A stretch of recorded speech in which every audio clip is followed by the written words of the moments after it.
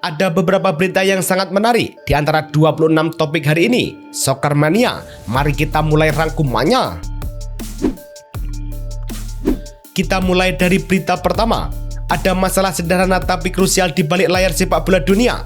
7 bulan pasca Piala Dunia antar klub, dana solidaritas senilai 211 juta euro belum juga cair. The Guardian mencatat klub-klub yang tidak ikut turnamen mulai mempertanyakan janji FIFA tersebut. Uang itu dirancang agar sebagian pemasukan kompetisi mengalir ke semua tim dengan pembagian rata, sekitar 57.000 pound sterling per klub. Ironisnya, saat Chelsea menaklukkan PSG 3-0 di final, distribusi ke klub kecil justru masih kabur. Berbicara soal uang yang belum cair, masalah finansial serupa ternyata sedang menghantam raksasa Turki Galatasaray. Kekalahan 0-2 dari Konyaspor membuat langkah Galatasaray di jalur juara makin berat. Namun, masalah sebenarnya merembet keluar lapangan. Jurnalis Haluk Yürekli mengungkap dalam sebuah program televisi bahwa gaji pemain sudah nyaris 3 bulan belum dibayar. Isu ini cepat menyebar ke ruang ganti hingga tribun, membuat manajemen memilih diam saat orang dalam mulai angkat suara. Kalau Galatasaray sedang goyah karena krisis gaji, Lille justru tetap stabil meraih hasil positif di Liga Prancis meski harus menang dengan susah payah. Lille menang tipis 1-0 saat bertandang ke Stade Raymond Kopa dalam pekan ke-23 Ligue 1. Olivier Giroud jadi pembeda lewat penalti pada menit ke-45+2. Pemain asal Indonesia Calvin Verdong tampil sejak awal dan kukuh menjaga sisi kiri pertahanan sepanjang laga. Hasil ini menjaga Lille di peringkat kelima dengan 37 poin, sedangkan bagi Angers tertahan di posisi ke-12 dengan 29 poin. Masih dari daratan Prancis, ada kabar terbaru dari tim tetangga yang sedang berusaha merombak nasib mereka demi ambisi naik kelas. Kursi pelatih resmi diisi Antoine Kombouaré, sebuah keputusan yang diumumkan langsung oleh manajemen.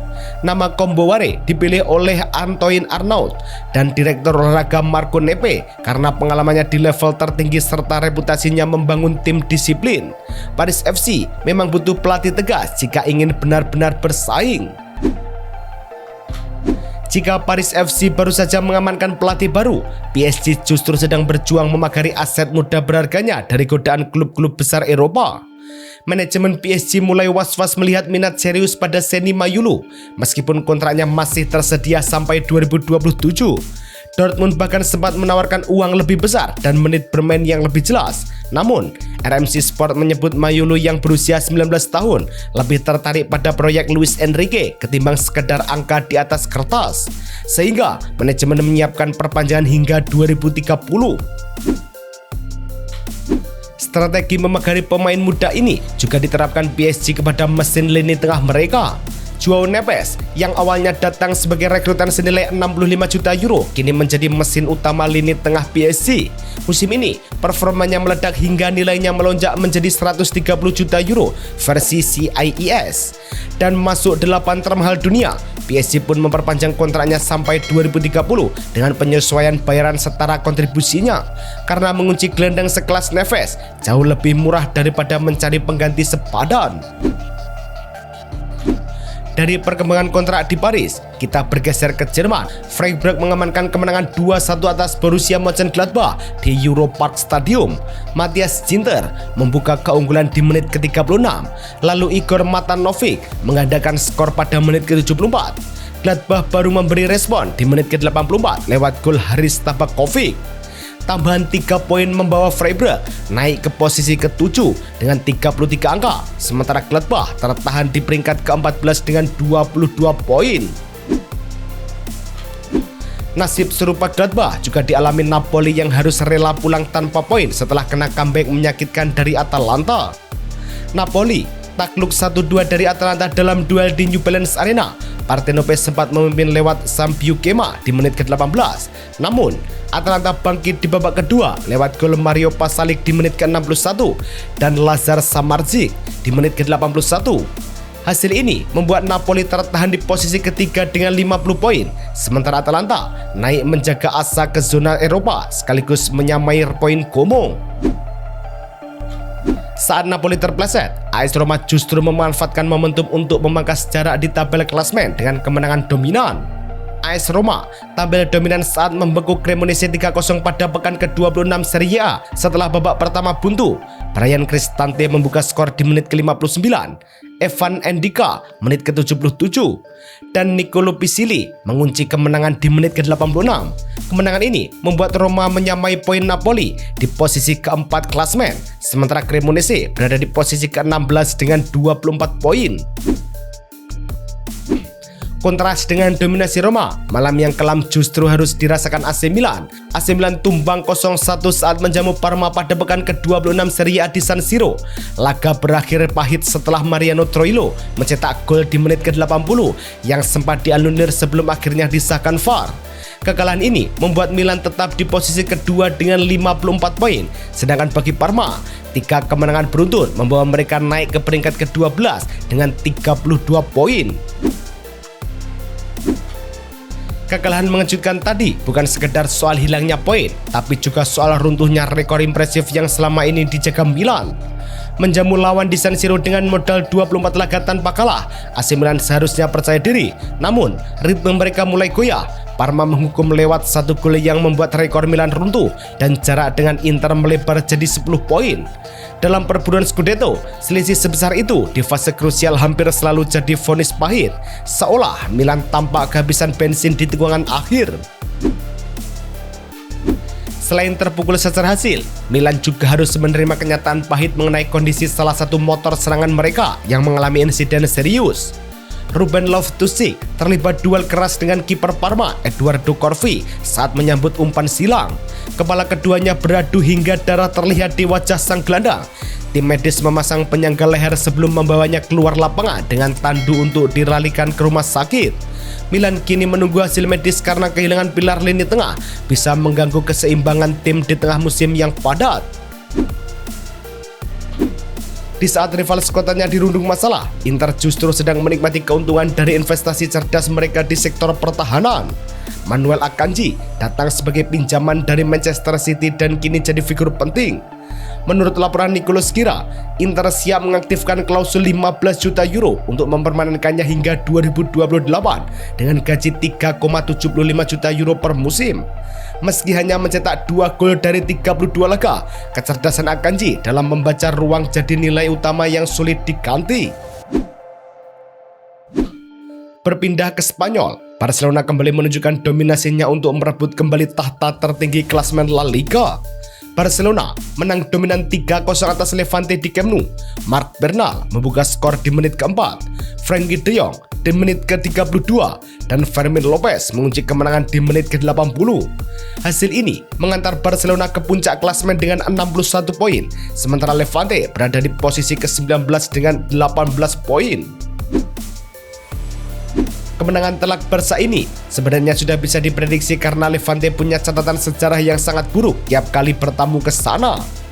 Data Opta Huse menyebut 16 laga kandang di La Liga melawan Levante selalu berakhir dengan kemenangan buat Barca, sebuah rekor 100%. Masalahnya bukan cuma mental, tapi Barca memang sedang dalam mode otomatis dengan catatan selalu mencetak gol dalam 45 laga liga beruntun, terbaik di 5 liga top Eropa musim 2025-2026. Di balik dominasi gol-gol tersebut, peran Frenkie de Jong sebagai pengatur irama permainan menjadi kunci runtuhnya pertahanan lawan. Saat Barcelona sempat kesulitan membongkar pertahanan Levante, Frenkie de Jong mengambil alih kendali.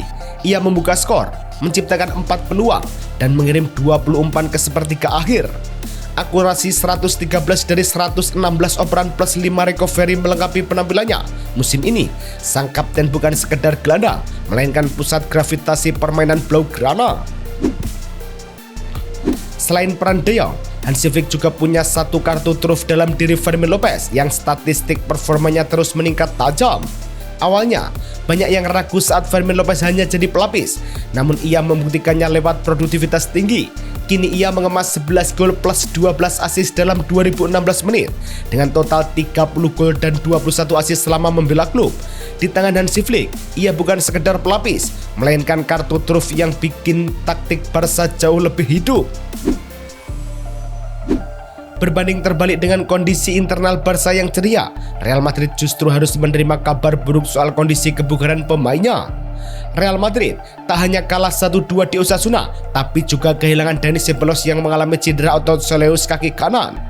Klopp menyebut ia bisa menepis sampai 7 pekan, sehingga terancam absen di Derby Madrid dan Liga Champions. Situasi ini bikin skuad Alvaro Arbeloa makin tipis, dan kehilangan Ceballos bisa menjadi retakan kecil yang berdampak besar di fase krusial. Namun, di tengah krisis tersebut, kembalinya Rodrigo ke skuad utama memberikan sedikit napas lega bagi lini serang Los Blancos. Setelah sempat absen karena cedera otot yang membuat variasi serangan Alvaro Arbeloa terbatas, Rodrigo kini dilaporkan sudah kembali latihan penuh.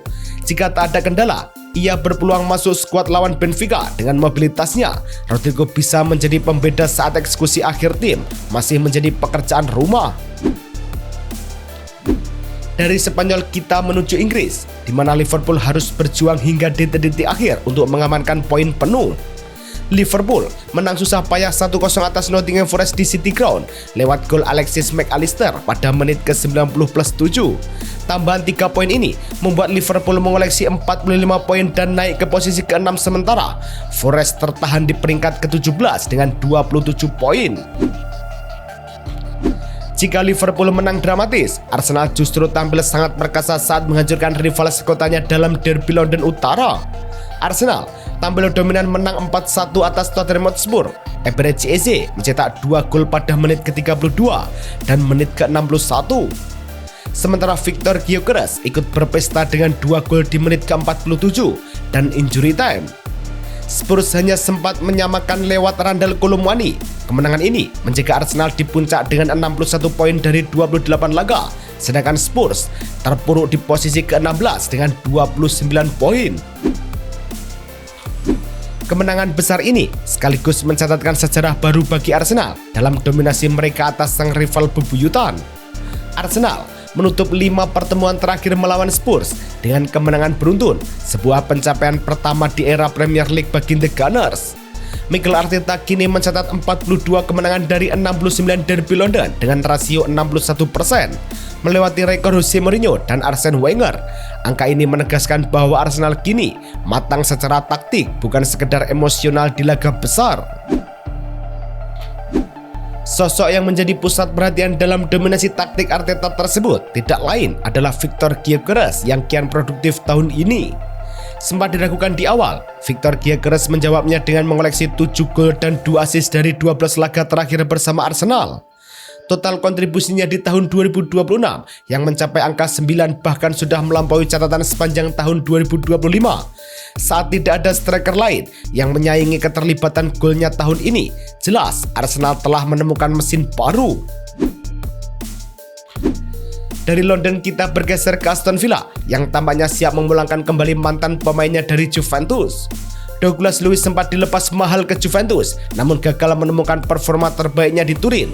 Kini, Aston Villa yang meminjamkannya sejak Januari bersiap menebusnya permanen dengan mahar 25 juta euro plus bonus menurut laporan Nicolas Gira. Meski musim ini Luiz baru tampil 5 kali, Unai Emery tahu betul karakter permainannya, sehingga manuver ini dianggap cerdas dalam membaca pasar.